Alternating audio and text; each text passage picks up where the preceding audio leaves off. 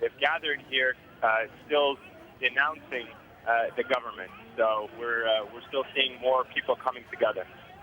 Yes, you speak. I believe you're seeing another point of view from Cairo, where people are still gathering, as you say. It seems. I'm sorry to interrupt you, but it seems that they have actually grabbed someone who's a pro-Mubarak supporter, and they're bringing him right here in front of me. I can see him being hit. He's being hit by some of the people.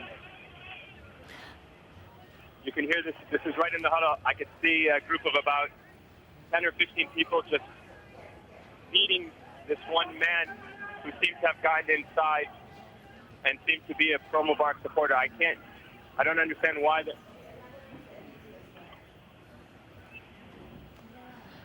That is our correspondent there in Tahrir Square. He's telling us that witnessing... Indeed, there's somebody here that they're saying is a pro-government, pro-Mubarak supporter who managed to get inside and said something, and they are now... And you can hear the crowds of the people around him saying, peaceful, peaceful. They just want to take him out. They want to take him out, but they're not. Essentially what has happened is they found a pro-Mubarak supporter inside the crowd. A group of people started to beat him, but a group of other people tried to take him out of that little scrum and move him to one of the exits to throw him outside of Tahrir Square. As that's happening, the people around started saying,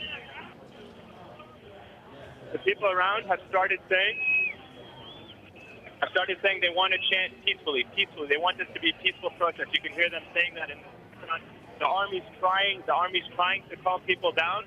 The army's trying to calm people down right now. You can probably make out the sound in the background. People are yelling Salmiya, which is the Arabic word for peaceful, trying to take this one protester out. I can see that he has been...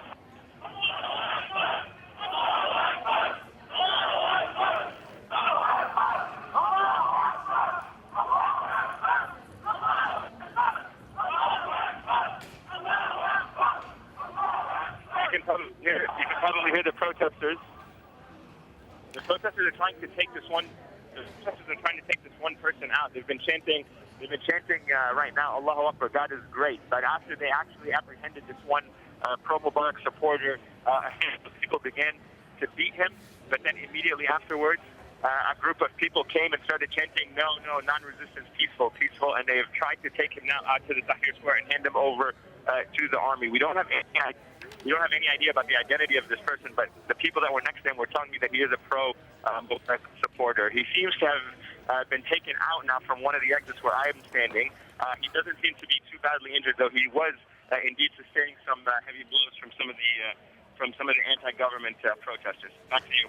Okay, we're going to leave you there for a moment so that you can get more of an idea of what is going on and bring us more news.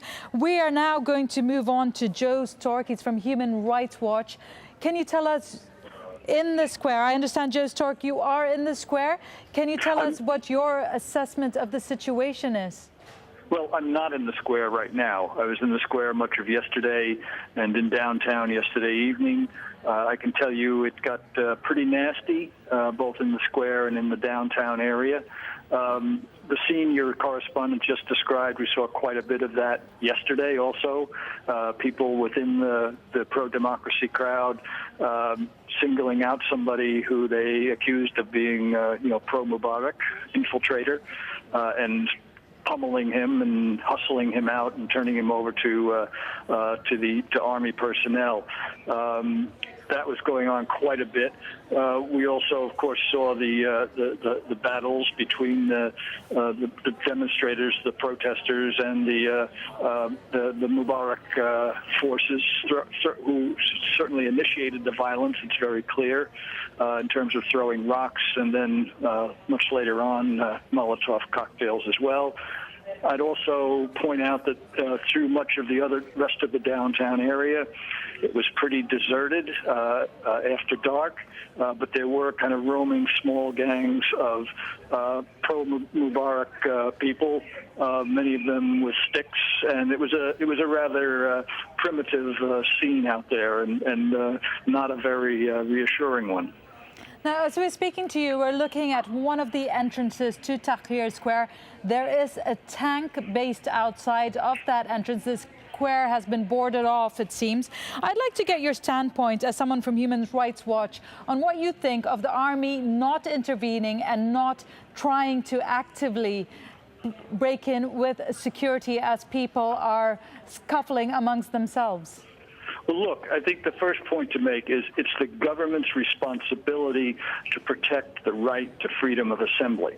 This government has abjectly failed in that responsibility. In fact, there's every reason to think they have been, government forces, the ruling party, have been behind the violence that we've seen over the last 24 hours.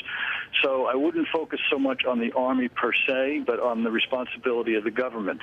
It's also unclear in terms of the gun battles or the firing that we heard around 4 or 5 a.m. this morning. It's not clear when the military forces fired. It's not clear that they were firing at the protesters. In fact, there's some reason to believe they may have been firing in order to provide cover for the protesters and against the anti-Mubarak, the pro-Mubarak people. So the Army's role has been very ambiguous. It's been very passive, but it reflects really the criminal negligence of the government. Now, what do you think the protesters should be doing? They are going to stay in that square. What can you foresee happening? That's really, we've got to see how that plays out. I'm reluctant to make any predictions on that score. What are you watching out for? I'm sorry, what do we watch out for? Well, one thing we should be watching out for is what's happening to the people who have been identified as the organizers of the protest, people who've been, for instance, the people who started the We Are All Khalid Saeed Facebook page. We've heard that those kinds of people like Ahmed Maher have been picked up and detained. So that's certainly going to be a focus for us today in terms of trying to find out if that's true, where they're being held, and to obviously press very hard for their release. Joe Stork from Human Rights Watch, who was there overnight. Thank you very much. We can now go to one of our correspondents. Let me quickly update you on what you're looking at right now. That is the view from one of the entrances of Tahrir Liberation Square. As you can see, there is a tank stationed out there. One of our correspondents earlier told us that the protesters themselves, the pro-democracy protesters who are in the square, have barricaded themselves in the square. They're hoping to try to stop the pro-Mubarak supporters from getting in, as they did the day before, which then erupted into clashes. Let's go to one of our other correspondents now. Tell us what you're seeing and what's the latest. Yes, the latest is that it is a lot quieter on Thursday morning than it was late on Wednesday. Nevertheless, sporadic, isolated clashes are still continuing and did continue during the night. As you've heard from several people now, yes, the square is still, the centre of the square is still in the hands of the opposition. Those anti-government demonstrators are still in the square. Now, in the early hours of the morning, there were quite fierce battles between small groups of pro- and anti-government demonstrators in that area that we've very much been focusing on, the area near to the Egyptian Museum, and we actually saw guns, we actually saw handguns being used in those fights. And at that stage, the anti-government demonstrators were able to push the Mubarak supporters back. But during the early hours of the morning and around dawn, those Mubarak supporters seem to have been able to approach the square again from different directions. So there are still isolated clashes going on, but nowhere near on the same scale as Wednesday. Now, what's interesting is that we haven't heard any voices from any kind of leadership. Does it seem like anyone's in control of the situation?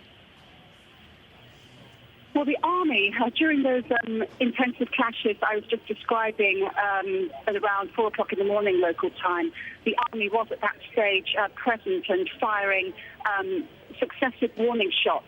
But then when those particular clashes calmed down, the army pulled back away from the square. Now, they're back in presence again this morning, on Thursday morning. But like yesterday, like on Wednesday, we're not seeing any concerted efforts, movements by the army to actually prevent the two sides from being able to engage in hand-to-hand fighting. Stay with me. Let me just update our viewers on what is on their television screen. We're looking at live pictures right now. That is one of the entrances to Liberation or Tahrir Square. That's where a lot of pro-democracy protesters have barricaded themselves. As you can see, they made makeshift gates and barricades to block off the entrances. Also, the entrance is one of the army tanks. That's been their army tanks have ringed the square, trying to maintain security. They have not intervened. Now, one of the other things I would like to talk about is the voices of the opposition. We had Mohammed al-Baradei, through his spokesman, say that Mubarak will be held responsible for any of the clashes, for what they're calling a massacre. But are you hearing anything else? Yes, Mohammed al-Baradei was one of the more vocal people on Wednesday. I mean, he described these as criminal acts by a criminal government. I think the most significant thing that he said really was calling on the anti-government demonstrations to hang on to the square, and they have managed to do that, remarkably, bearing in mind the intensity and the violence of the fighting there late on Wednesday.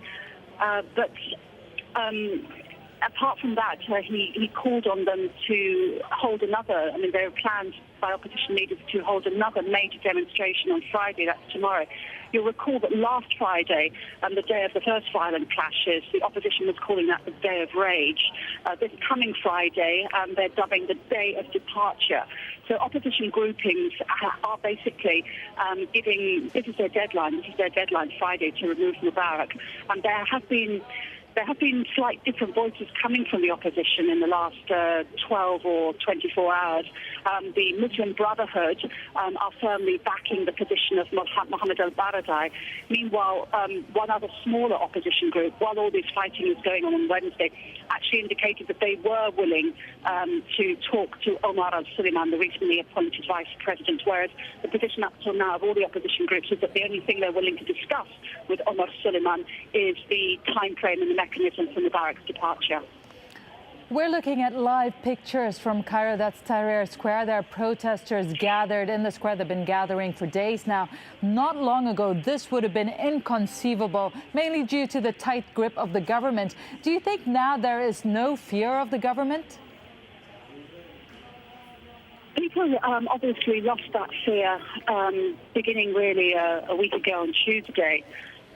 Certainly this presence of fear for the whole state apparatus is something which has existed really throughout Mubarak's rule. The fact that there's been emergency rule for such a long time, and the omnipresence of the Mubarak, the secret police. People were really afraid to say anything in public or say anything to a foreigner which could possibly single them out as someone who had an anti-government sentiment. I have to say that particularly among the young, that fear has been dissolving for some time. I recall being in Egypt for the parliamentary elections last November and finding that young people had already lost that fear. Young people who were willing to protest, young people who'd been beaten, including young girls who said that when the police beat them, it merely made them stronger. So it's really something that's come from the youth up, I would say. It's been a gradual process, but certainly in the last 10 days, we've seen the fear disappear. However, fear of the regime and fear of getting killed in hand-to-hand fighting are two different things. I think that's why we saw a lot of the protesters leave. Particularly, we saw old people, women and children who were all there during that carnival atmosphere on Tuesday. Now, clearly, those were people who left the square for their own safety. However, a significant number of demonstrators have remained in the square, because as we've heard from several different contributors this morning, the centre of Tahrir Square, there are still the protesters' banners there, the tents there, and so they are still maintaining some kind of a presence there, possibly in order to heed the call of the opposition for this big so-called Day of Departure on Friday. Now, we spoke to one of the protesters earlier, should I say a former protester. She said that she was protesting until Mubarak said he would step down in September and then went home and is now calling for others to go home, saying that is enough. Do you think that kind of a sentiment is spreading? Well, we heard that kind of sentiment even on Tuesday, even as early as Tuesday,